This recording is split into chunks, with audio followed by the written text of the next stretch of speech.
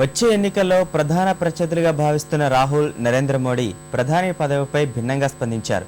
ఒకరేమో మాతృభూమి రుణం తీర్చుకోవడం తన బాధ్యత అంటే, మరొకరేమో ఆ పదవి తనకు ముఖ్యం కాదన్నారు.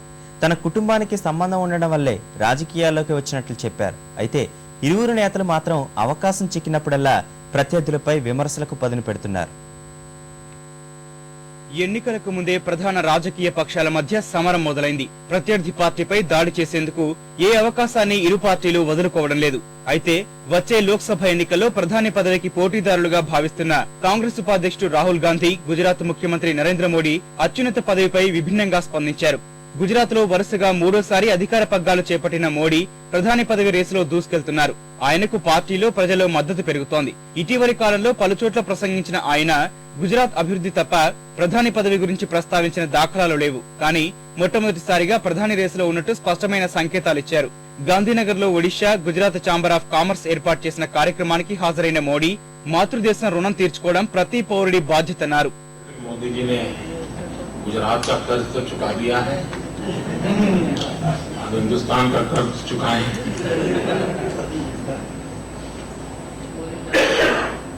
इस देश का कोई बच्चा ऐसा नहीं है, कोई नागरिक ऐसा नहीं है जिसको भारत मां का कर्ज न हो. అంతకుముందు భారత పరిశ్రమల సమాఖ్య సిఐఐ ఢిల్లీలో ఏర్పాటు చేసిన సమావేశంలో పాల్గొన్న రాహుల్ దేశాభివృద్ధికి సంబంధించి తన ఆలోచనలను బయటపెట్టారు. అందుకు పారిశ్రామికవేత్తల సహకారం కావాలన్నారు. అదే సమయంలో ప్రత్యర్థిపై తీవ్ర విమర్శలు చేశారు. వర్గ రాజకీయాలు, మత ఘర్షణలు దేశంపై ప్రతికూల ప్రభావం చూపుతున్నాయని పరోక్షంగా నరేంద్ర మోడీపై దాడి చేశారు. ఇలాంటి ఘటనల్ని తగ్గించి అన్ని వర్గాలను కలుపుకొని పోవడం వల్లే యూపీఏ హయాంలో శరవేగమైన అభివృద్ధి సాధ్యమైందని రాహుల్ వ్యాఖ్యానించారు. అయితే తాను ప్రధాని పదవి రేసులో లేనని తేల్చి చెప్పారు. తన కుటుంబానికి సంబంధం ఉండడం వల్లే రాజకీయాల్లోకి వచ్చినట్టు తెలిపారు.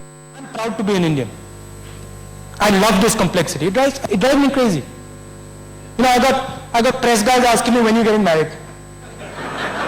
Somebody else saying, boss, when you're going to be PM. Somebody saying, no, you're not going to be PM. Somebody saying, maybe you will be PM. There's a good possibility. It's like the American polling charts. You know, it's looking at 47.3% possibility that he might be PM.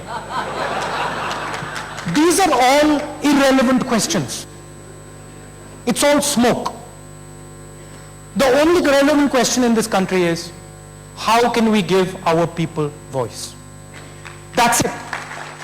అయితే రాహుల్ ప్రసంగం, మోడీ ప్రకటనలు చూస్తే 2014 ఎన్నికల సమరం మొదలైనట్టే కనిపిస్తోంది. ఎన్నికలు సమీపించే కొద్దీ ఇరు పార్టీల మధ్య పరస్పర విమర్శల దాడి ఇంకా పెరిగే సూచనలు స్పష్టంగా కనిపిస్తున్నాయి.